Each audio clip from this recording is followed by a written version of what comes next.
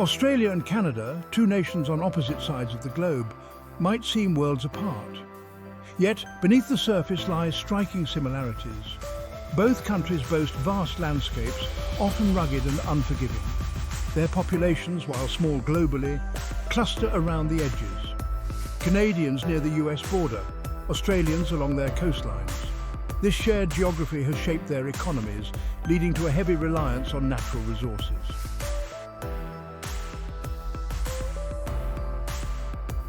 At first glance, the economic similarities are compelling. Both countries boast high GDP per capita, indicating strong economies and comfortable living standards. Their stock markets often move in sync, reflecting their shared reliance on resource exports. However, subtle differences lurk beneath the surface.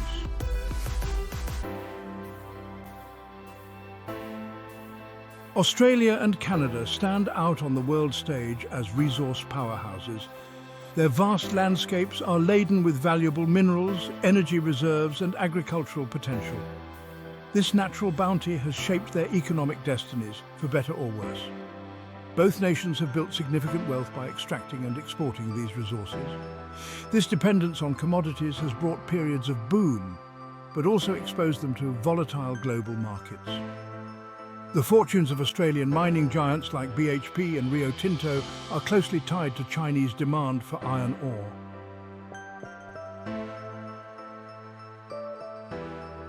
On paper, both Australia and Canada appear as economic success stories.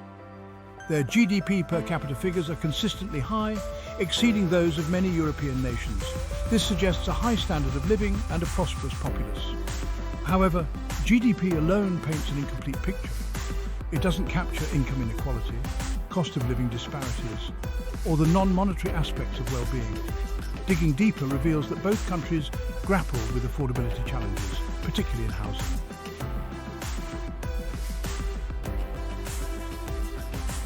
Section 3. Concentration concerns the dominance of a few. One striking similarity between the Australian and Canadian economies is the outsized influence of a few large corporations. In sectors ranging from banking and telecommunications to groceries and airlines, a handful of players dominate the market. This concentration of power has significant implications for competition, innovation, and consumer choice. For instance, two supermarket chains control the majority of grocery sales in Australia, while a similar situation exists in Canada. This lack of competition can lead to higher prices, reduced product variety, and less incentive for companies to innovate.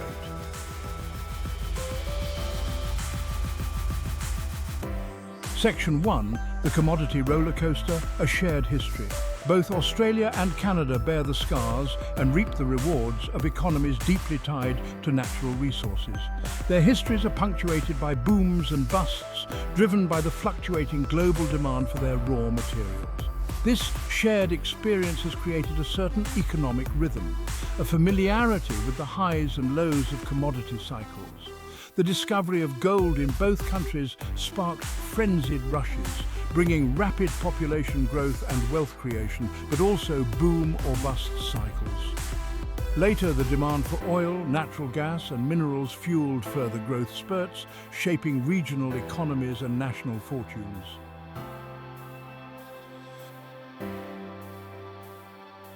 Section 2. China's appetite, a tale of two commodities.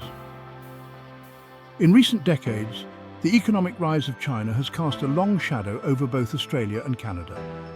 China's insatiable appetite for raw materials, particularly iron ore and coal for Australia, and oil and timber for Canada, has fueled unprecedented growth periods. This dependence on a single trading partner, however, has raised concerns about over-reliance and potential economic vulnerability.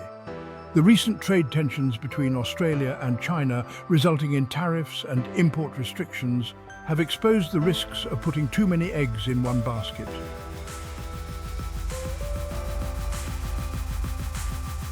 Section 3. Beyond the boom diversification and its discontents. The inherent volatility of commodity markets has spurred calls for economic diversification in both Australia and Canada.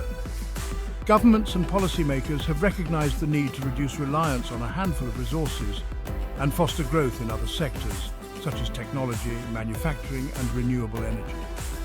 However, progress has been uneven, and the allure of resource wealth remains strong. Established industries and entrenched interests can resist change, while the globalized nature of many sectors makes it challenging for smaller economies to compete effectively.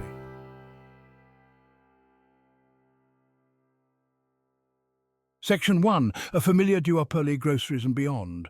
Step into a supermarket in Sydney or Toronto, and you're likely to encounter a familiar scenario. A handful of brands dominate the shelves, their logos instantly recognizable. This is the reality of market concentration, a defining feature of both the Australian and Canadian economies. In groceries, two major players reign supreme in each country, controlling the lion's share of the market.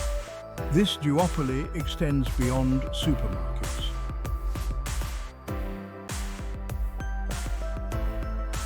Section 2. Banking on profits, concentrations, tight grip. The banking sector in both Australia and Canada exemplifies the trend towards corporate dominance. The big four banks in each country hold a commanding position, controlling the vast majority of deposits and lending activities. This concentration has been a source of both stability and concern. On the one hand, these large institutions have weathered financial storms relatively well, providing a sense of security to the financial system. On the other hand, their dominance has limited competition, potentially leading to higher fees and fewer options for consumers and businesses.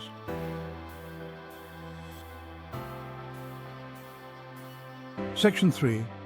The innovation dilemma, size versus agility. The dominance of large corporations in Australia and Canada raises a crucial question. Does size hinder innovation? While large companies have the resources to invest in research and development, they can also become risk-averse and slow to adapt to changing market conditions.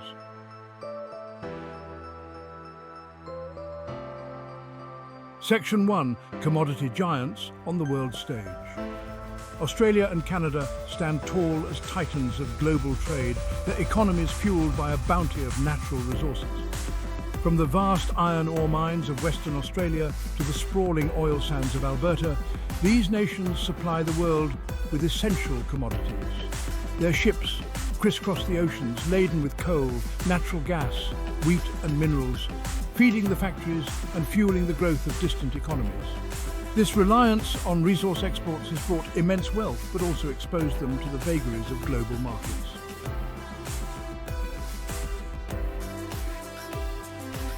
Section 2. The Pacific Pull. China's influence looms large. No country has shaped the economic destinies of Australia and Canada in recent decades more than China. The Asian giant's insatiable appetite for raw materials has fueled unprecedented growth in both nations, transforming sleepy mining towns into bustling hubs of activity.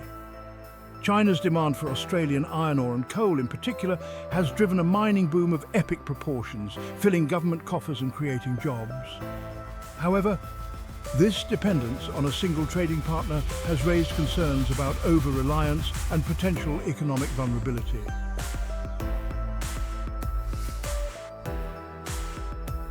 Section 3.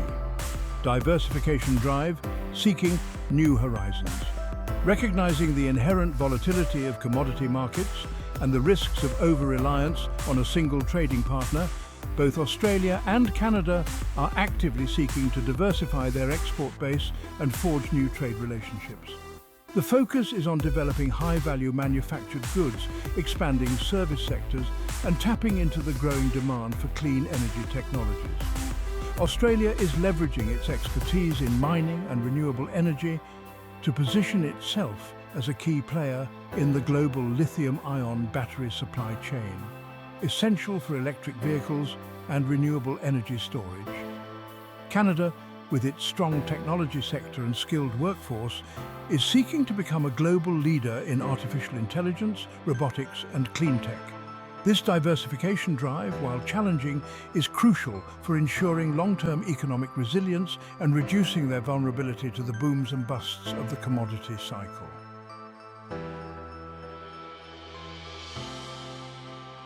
Section 1. The resource curse, a barrier to innovation.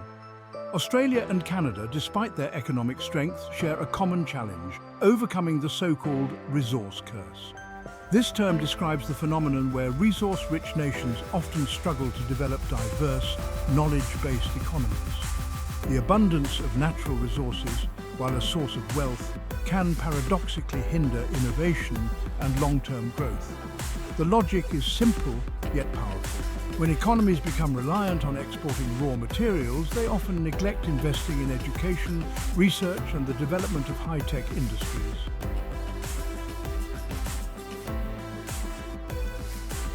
Section 2.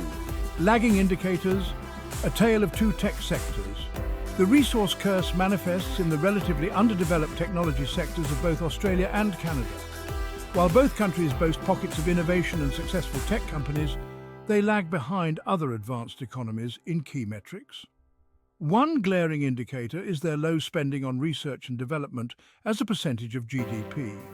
This lack of investment translates into fewer patents filed, less venture capital flowing into startups, and a smaller pool of highly skilled tech workers.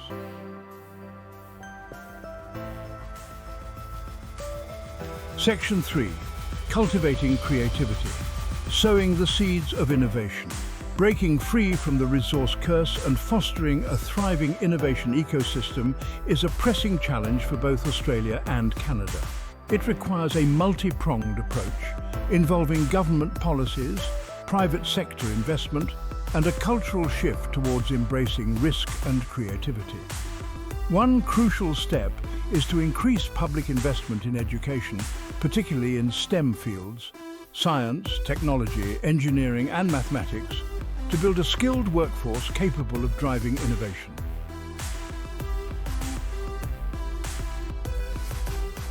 Section 1. Welcoming shores, strained markets. Australia and Canada, often lauded for their openness to immigration, face a shared conundrum, balancing the economic benefits of welcoming newcomers with the strain on their housing markets. Both countries have embraced immigration as a key driver of economic growth, recognizing the vital role immigrants play in filling labour gaps, boosting innovation, and enriching their social fabric. This open-door policy, however, has coincided with a surge in housing prices, particularly in major cities, creating affordability challenges for both newcomers and long-term residents.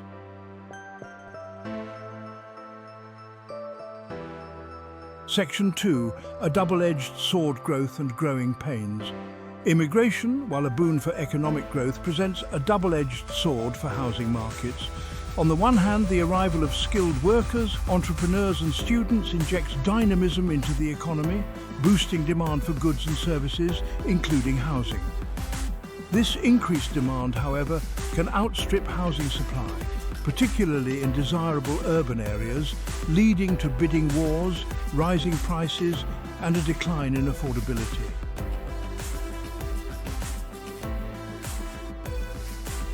Section 3. Seeking solutions. Navigating the affordability maze. Navigating the complex interplay between immigration and housing affordability requires innovative policy solutions tailored to the specific challenges faced by each country. Both Australia and Canada are grappling with this issue, experimenting with various approaches to increase housing supply, curb speculation, and make housing more attainable for all. One approach is to streamline planning and zoning regulations to expedite the construction of new housing, particularly high-density developments near transit corridors and employment centres.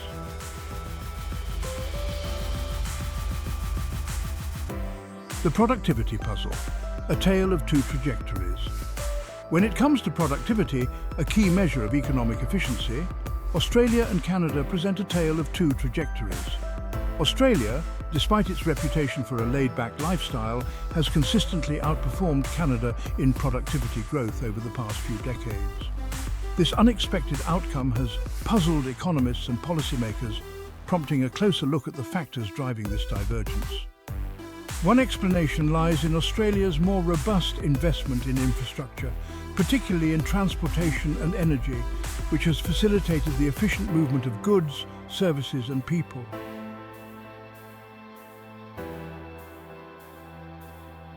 living standards beyond the dollar divide. While Australia may have the edge in productivity, the gap between the two countries narrows when it comes to overall living standards. Both nations boast high levels of human development, with access to quality healthcare, education, and social safety nets. However, subtle differences emerge when looking beyond the headline figures. Canada consistently ranks higher than Australia in international surveys of happiness and well-being, suggesting that factors beyond material wealth contribute to a sense of contentment.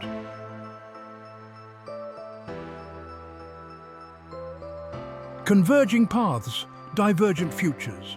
The economic narratives of Australia and Canada, woven together by shared histories, geographic realities and resource wealth, reveal a complex tapestry of convergence and divergence. Both nations have charted impressive economic courses, boasting high living standards, stable political systems, and a deep integration into the global economy. Their shared reliance on natural resources, while a source of prosperity, has also exposed them to the volatility of commodity markets and the challenges of diversifying their economies.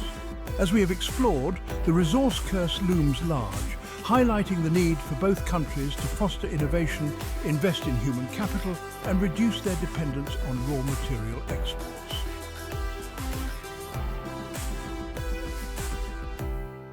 Navigating the 21st century shared challenges, shared opportunities. Looking ahead, Australia and Canada face a rapidly evolving global landscape marked by technological disruption, geopolitical shifts, and the pressing need to address climate change. Their ability to adapt, innovate, and forge a new economic path will determine their future prosperity. Fortunately, both nations possess the ingredients for success: a highly educated workforce, stable institutions, and a commitment to open markets. By embracing innovation, investing in education and research, and fostering a more entrepreneurial culture, they can overcome the resource curse and transition to knowledge-based economies.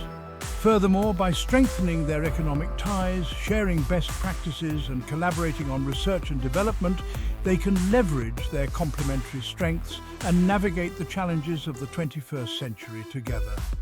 The future remains unwritten, but one thing is certain: Australia and Canada, once distant lands linked by shared traits, are now poised to chart a new course, not just as economic twins, but as partners in progress.